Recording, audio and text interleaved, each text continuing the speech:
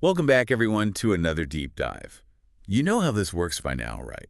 We take one source, something someone said, wrote, or even sang, and we really get into it. Yeah, like we're not just skimming the surface here. Exactly. We're diving deep. And today's going to be interesting, I think. Oh, yeah. Yeah. Our source today it's a guy, just, some guy, and he's going on and on and on about selfishness. Selfishness, huh? Yeah. But here's the thing. He's not like celebrating being a jerk. You know what I mean? Okay, so there's a nuance here. Big time. He's talking about selfishness as like a power move, Mm. especially for men. So it's targeted. Super targeted, like Yeah. only for men, not for women, which right off the bat, that's going to raise some eyebrows for us. Definitely raises questions. And that's what we're here to do, ask those questions. I mean, is there something to what he's saying? Yeah. Or is this just, some dude with a microphone? Well, we won't know unless we get into it. Exactly. And there is some stuff in here, some real head scratchers. Like, he compares not being selfish to being, get this, a zombie. Wow. Right. And it gets even weirder. He even talks about being selfish with God. Okay, now I'm really curious. So let's dive in, shall we? Let's start with like his main point. What is he even saying about selfishness?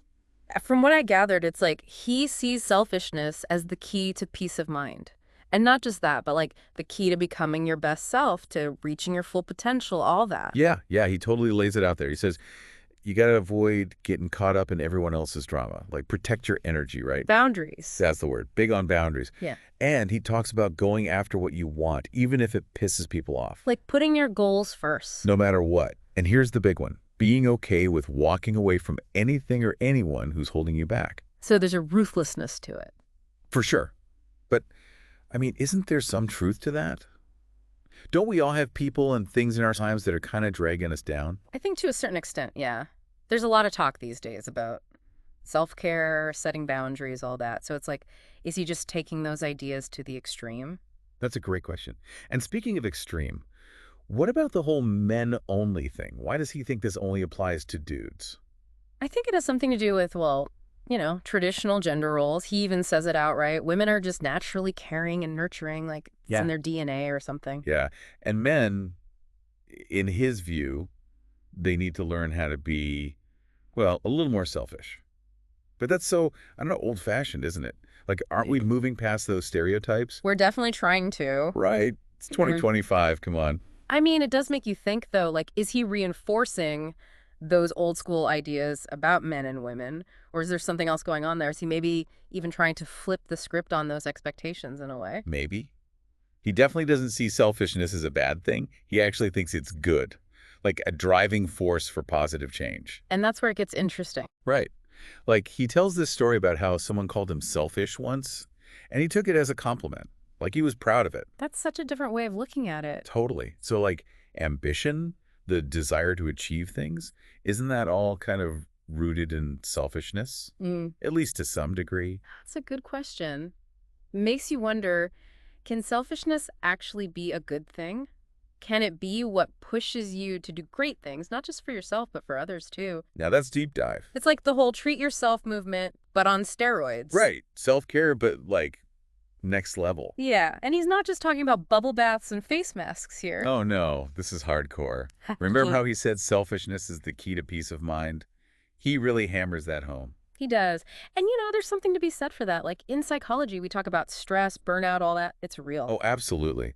I mean, think about it. If you're always putting everyone else first, always giving, what happens? You run dry. Exactly. Yeah. You become resentful, exhausted, maybe even physically sick. And then you're no good to anyone. He actually says, and this is a direct quote, without peace of mind, there's no living.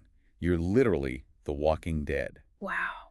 A bit dramatic, but I get his point. Right. It's like he's making this radical statement, but maybe there's some wisdom in there. Maybe we all need to be a little more protective of our own peace of mind. And that's what he seems to be doing, not just with his time and energy, but also with his work. He talks a lot about being selfish with his work, about only taking on projects that light him up, that align with his values. Yeah. He says, so many people are stuck in jobs they hate, just grinding away, feeling miserable. And he's like, why? Why do that to yourself? It's about finding work that's meaningful, that feeds your soul, even if it means making less money or taking a less prestigious path. I mean, that's kind of inspiring. All right.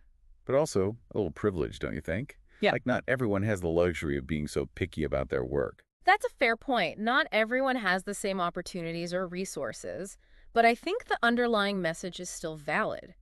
Even if you're in a job you don't love, can you find ways to make it more meaningful?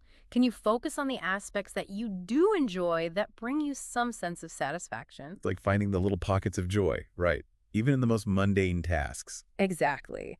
And that whole idea of protecting your energy extends to relationships too. He's pretty adamant about cutting people off who are, in his words, detrimental to his progress. Yeah, that's the part where I'm like, okay, hold on a second. That sounds a little extreme, even for this guy. It does sound harsh, but maybe it's not about literally cutting people out of your life, but more about setting boundaries, creating some distance from those who are constantly draining your energy. Like those energy vampires. Right. We all know a few. Yeah, and sometimes the most loving thing you can do for yourself and for them is to step back, to create some space. It's like that saying, you can't pour from an empty cup. You have to take care of yourself first. Exactly, and that's a hard lesson for a lot of people, especially those who are naturally giving and empathetic. But he seems to have mastered it. Like, Mhm. this dude has built a whole philosophy around it. And the most mind-blowing part of it all, at least to me, is his concept of being selfish with God. I still can't wrap my head around that. Yeah, that's the one that really throws me for a loop. Like, how can you be selfish in your relationship with the divine? Isn't faith all about service? About putting others first? That's the traditional view, for sure. But he's basically saying, nope, that's not how it works for me. He talks about prioritizing his own connection with God, even if it means going against the grain, challenging dogma, all that, He's like, I'm going to have my own personal relationship with God and it's nobody else's business. which is pretty radical when you think about it. Totally. But also kind of refreshing. Like, he's not trying to convert anyone. He's not preaching. He's just doing his own thing. And maybe there's something to be said for that. Maybe true faith comes from within, from Mm. that personal connection, rather than from external rules and rituals. It's like he's taking that whole self-reliance thing to a spiritual level. So, like, where do we even go from here? I feel like we've been wrestling with this whole selfishness thing, and I'm still not sure what to make of it. Right. It's such a loaded word. And this guy, he just throws it out there almost like a challenge. Like, what are you going to do with this? Yeah, and Yeah. honestly, I'm kind of leaning towards there's got to be some middle ground, right? Mm. Like, you don't want to be a total jerk, Hmm. but maybe a little bit of healthy selfishness could be a good thing. That's the million-dollar question, isn't it? Where's that line between taking care of yourself and just being self-centered? Exactly. And how do you even find that line? Like, is there a map? There's this concept in psychology called the drama triangle. It's basically this idea that we often get stuck in these roles like victim, rescuer, persecutor. Oh, yeah, I've heard of that. Like, you're either feeling sorry for yourself or you're trying to fix everyone else's problems or you're blaming everyone else for your problems. Right. And this guy, his whole philosophy seems to be about breaking free from that triangle. So instead of getting caught up in all that drama, he's just focusing on himself, on his own growth and well-being. Exactly. He's choosing to opt out. It's almost like he's saying, look, I'm not responsible for your happiness and you're not responsible for mine.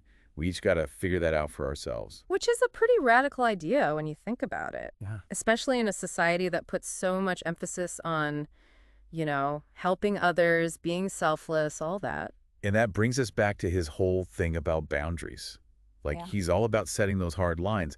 But how do you do that without, hurting people's feelings or damaging relationships? It's all about communication. And honestly, it's a skill that a lot of us could probably work on, like learning how to say no gracefully, how to be honest about your limitations without shutting people down. Yeah, it's finding that balance Right. between being assertive and being kind. Exactly. And it's not always easy, but the more you practice it, the better you get at it. And maybe, just maybe, by being a little more selfish in the sense of protecting our own well-being, we're actually creating a healthier dynamic for everyone involved.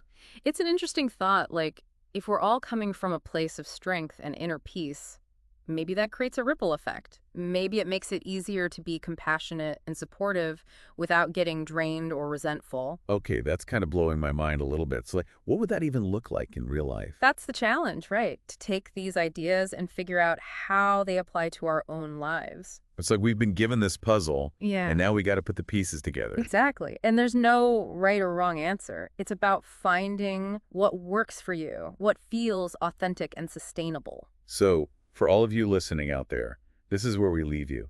Think about this guy's message. Challenge it, wrestle with it, See what resonates with you. What does a healthy form of selfishness look like in your own life? How can you prioritize your well-being without sacrificing your values or your commitment to others? Those are the questions we're leaving you with.